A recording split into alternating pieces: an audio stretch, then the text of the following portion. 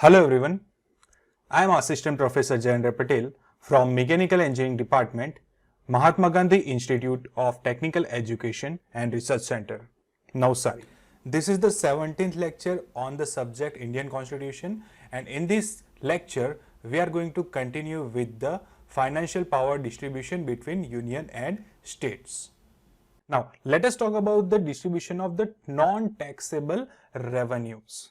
Now, from where this particular revenue comes? So, if we talk about the center, the revenue that is the non-taxable comes from this particular various way. Very first is the post and the telegraphs. They all comes under the center. Other than that, railways, banking, broadcasting, coinage and the currency, center public sector enterprises, and escheat and the lapses. Now, what do you mean by escheat and the lapses? Now basically escheat refers to the right of the government to take the ownership of the estate or assets or say any kind of unclaimed property, जो कि unclaimed property हो गई या फिर कोई भी property होगी जो as of now, just remember that as of now government के पास है, वो सभी चीजें यहाँ पे basically आएंगी. Clear? Same चीजें यहाँ पे state में भी होगी.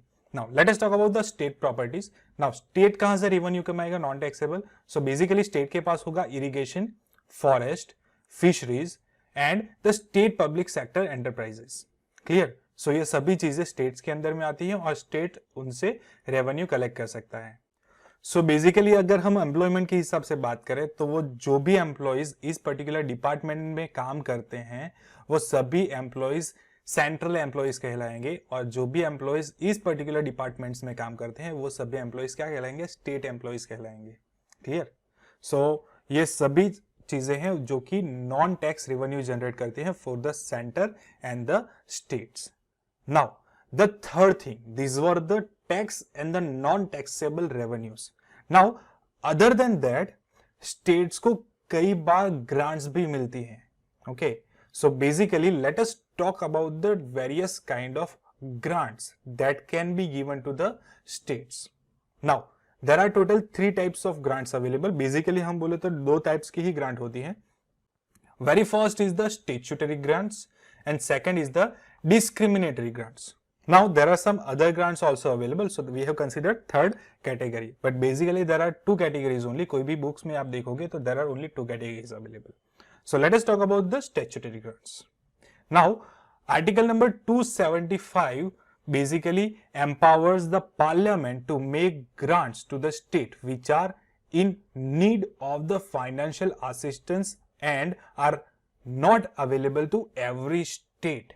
So remember that जिनको financial assistance की need है, okay, उन states को ये particular grant मिलती है by the parliament.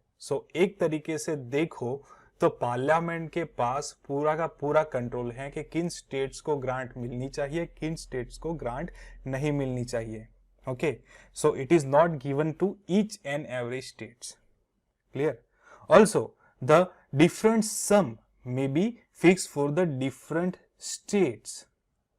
और ये जो सभी ग्रांट्स हैं वो कहां से मिलेगी? From the consolidated funds of India. So it will be charged over the consolidated fund of the India. Clear?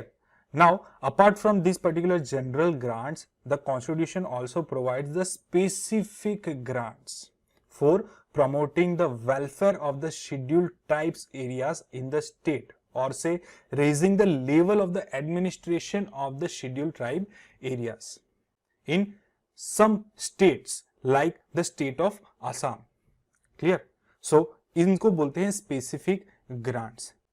Now all this particular grants, that means they are general और specific grant, doesn't matter, they all are given on the recommendation of the financial commission. Once again the financial commission comes into the picture over here. Clear? So financial commission is everywhere. So remember, the financial commission is the main commission that basically deals with the finance of the country as well as the states. Now other than that, we are having the discretionary grants. Now, the article number 282 empowers both central as well as the state to make any grant for any public purpose, even if there is not within their respective legislature. So, remember that. कोई भी state या फिर कोई भी centre ये basically specific grant provide कर सकता है. Now, why these particular grants are known as the discretionary grant?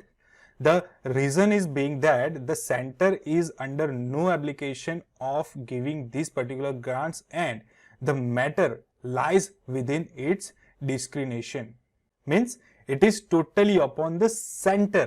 Now, what is the purpose of this discretionary grants? Very first purpose is to help the state financially to fulfill the plan targets, okay, जो कि plan targets create किए गए हैं उनको fulfil करने के लिए grants दी जाती है. Secondly, to give some leverage to the centre to influence and coordinate state action to effectuate the national plan.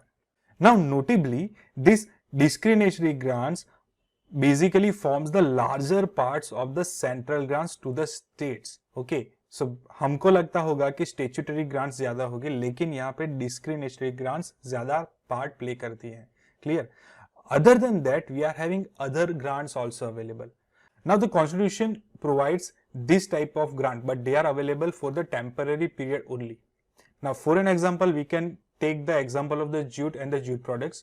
Now, jute and the jute products are basically made in the areas like Assam, Bihar, Orissa, West Bengal.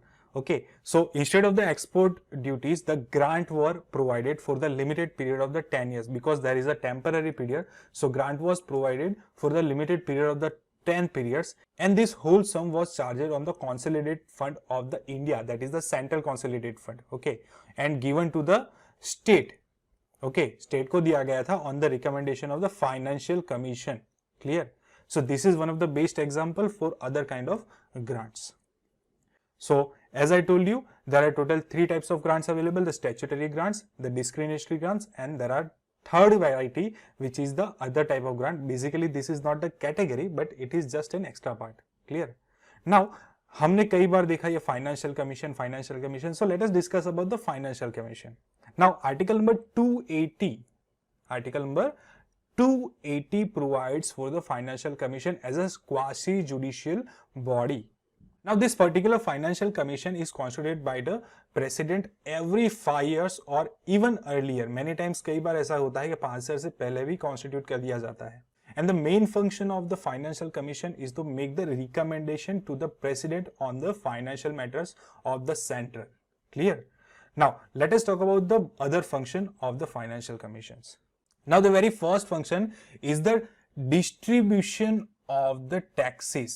Okay, कोई भी taxes का distribution करना है, whether it is between the state or say between the center and the state. Okay, दो से ज्यादा state भी हो सकते हैं या फिर कोई सेंटर और स्टेट के साथ भी डिस्ट्रीब्यूशन करना हो सकता है. सो वो चीज का डिसीजन पावर फाइनेंशियल कमीशन के पास रहेगा. फाइनेंशियल कमीशन उसको डिसाइड करेगी, उसको प्रेसिडेंट को रिकमेंड करेगी और प्रेसिडेंट फाइनल डिसीजन उसका देगा.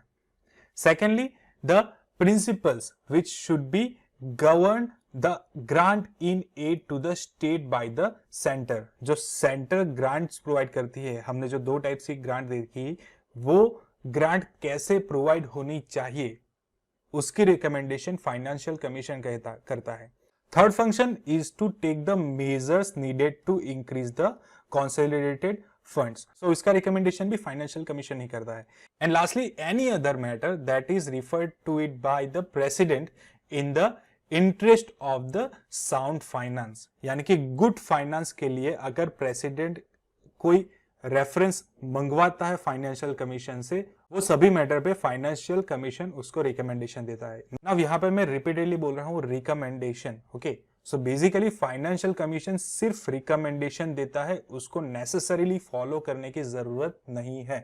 क्लियर? उन रिकमेंडेशन में कई रिकमेंडेशन ऐसे भी हो सकते हैं जिसको स्टेट या फिर कंट्री यानी कि पार्लियामेंट फॉलो ना भी करे. Clear?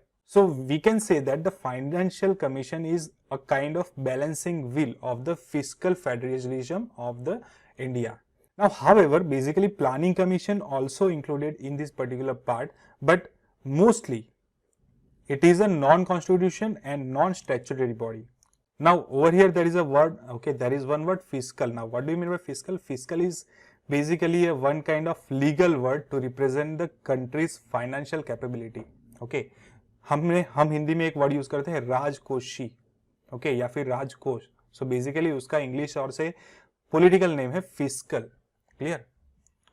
Now, let us go further towards the next topic, which is the protection of the state interest. Now, previously we saw that कि भाई country के पास बहुत ही ज़्यादा power है. Okay, so the whole power mostly goes towards the country. So, to protect the interest of the state, there are some bills available. So, over here, to protect the interest of the state in the financial matter, the constitution lays down some of the bills that can be introduced in the parliament only on the recommendation of the president. Okay, the very first bill is basically imposes or say varies any kind of tax or duty in which the states are interested. यानी कि किसी भी state को कोई भी tax impose करना हो या फिर चेंज करना हो, तो in that case a bill can be passed in case of state interest. Second bill in which it varies the meaning of the expression of agricultural income as defined for the purpose of the enactment relating to the Indian income tax. Clear? The third bill which affect the principles on which the monies are or may be distributable to the state. And the final bill which imposes any surcharge on any specified tax or duty for the purpose of the center.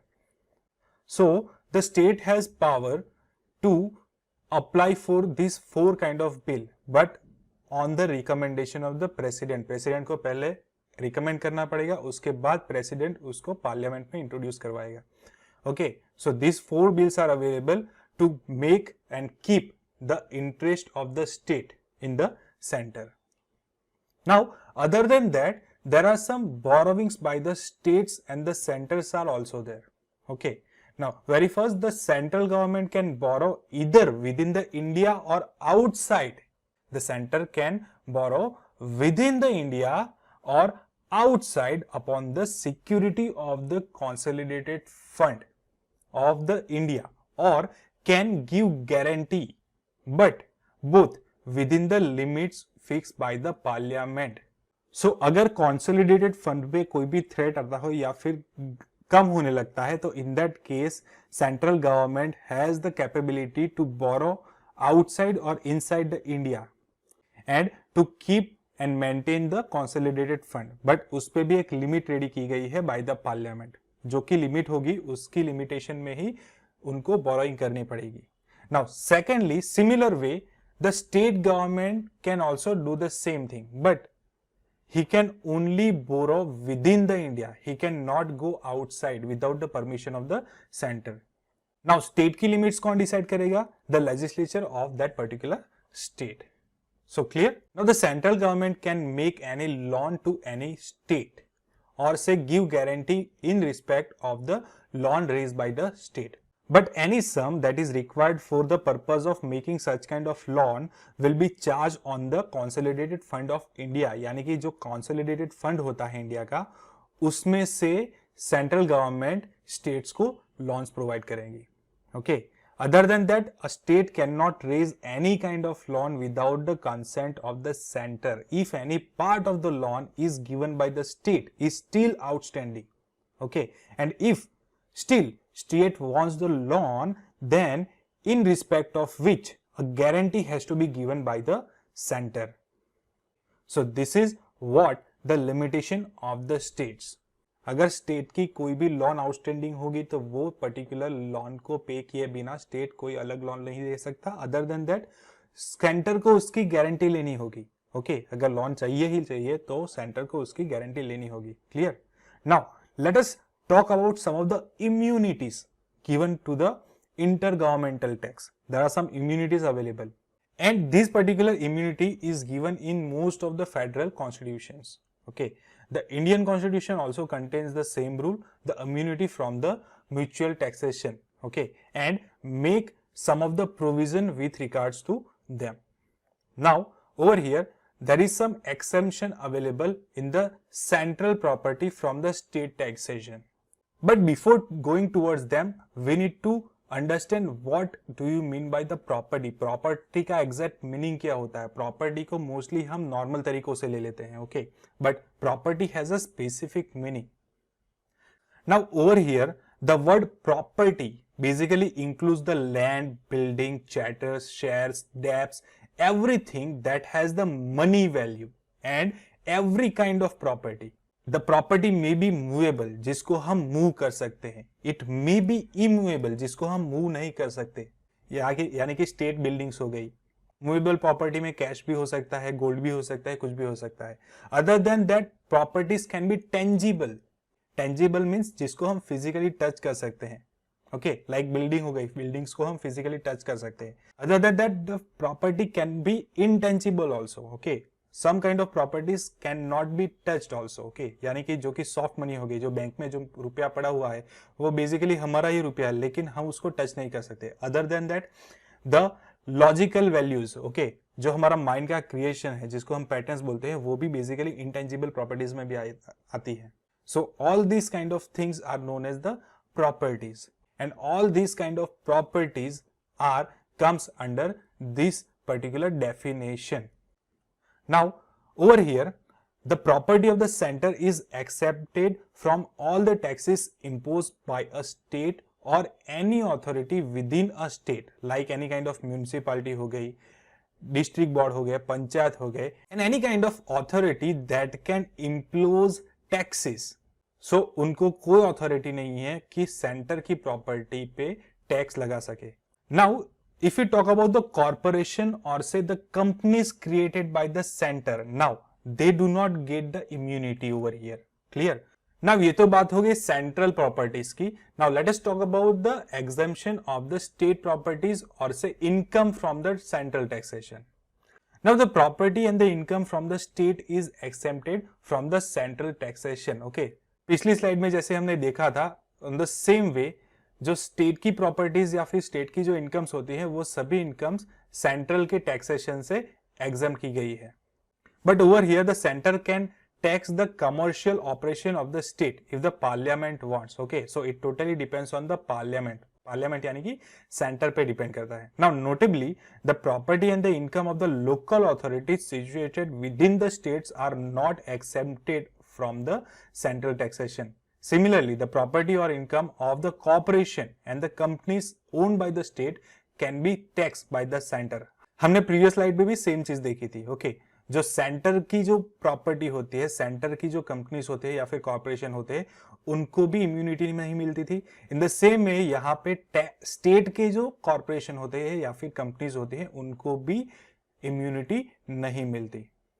Now this particular thing does not extend to the duties of the customs or say duties on the excises. Clear? So in other words, the center can impose the custom duties on goods imported or exported by the states or say excise duty on the goods that are produced or manufactured by the states. So this was all about the exceptions of the various taxations. Now lastly, let us discuss about the effect of the emergencies. We are continuously discussing about the emergency from the very first lecture. There are total 3 types of emergency and we are going to study the effect of the emergency on the financial relations. Very first emergency is the national emergency. Now while the proclamation of the national emergency is in operation, now the national emergency can be implemented as per the article number 352 of the Indian Constitution. So while such kind of emergency is in operation, the president can modify the constitutional distribution of the revenue between center and the state. So basically president has all the authority to do all these things. So we can say that the president can either reduce or cancel the transfer of the finance, both tax sharing or say grants that is given to the center and the state. Clear? So basically state को वो सभी grants cancel कर सकते हैं या फिर reduce भी हो सकती है. Okay, and such modification continues till the end of the financial year in which the emergency ceases to operate. Clear? So हमारे यहाँ financial year end होता है मार्च में. Okay. सो अगर दिसंबर में भी इमरजेंसी सीज होती है तो दिसंबर में ये सभी चीजें कैंसिल नहीं होगी, वो सभी चीजें कैंसिल होगी द नेक्स्ट मार्च, अपकमिंग मार्च के सेशन में, मार्च का फाइनेंशियल एंडिंग होगा, वहां पे ये सभी चीजें जो मॉडिफिकेशन किया गया है वो चेंज होगी। Clear? Now let us talk about the second kind of emergency, that is the financial emergency. Now the financial emergency can be imposed based on the article number 360, okay, of the Indian Constitution. Now, while the proclamation of the financial emergency is in the operation, the center can give such kind of direction to the states. Very first, to observe the specified canons of the financial properties, okay. Financial properties की कुछ particular powers पे ध्यान देने के लिए या फिर observe करने के लिए बोल सकता है। It can reduce the salary and the allowances of all the class of the person serving in the states including the high court justice, okay. now हमने बोला था कि भाई हाई कोर्ट जो होती है, सुप्रीम कोर्ट जो होती है वो टोटली अलग होती है, लेकिन जब भी इमरजेंसी हो जाती है उस टाइम पे ये चीज फाइनेंशियल सिचुएशन में हो सकती है। क्लियर? सो फाइनेंशियल सिचुएशन में जब भी सैलरी की बात आएगी तब हाई कोर्ट के जस्टिस भी एक्सेप्टेड नहीं होगी, वो भी इंक्लूड हो जाएंगे। Clear? And finally the third, to reserve all the money bills and other financial bills for the consideration of the president. जब तक प्रेसिडेंट अप्रूव नहीं देगा तब तक आप money bill and the financial bill को प्रेजेंट नहीं कर सकते हो या फिर उनको पास नहीं करवा सकते हो। Clear? So this all happens during the financial emergency. So एक तरीके से आप बोल सकते हो कि financial powers are basically totally biased towards the union. So this is the end of this particular lecture. I hope कि आपको बेसिक चीजें सभी समझ में आ गई होगी। सो this is the end of the lecture. Keep studying, have a good day.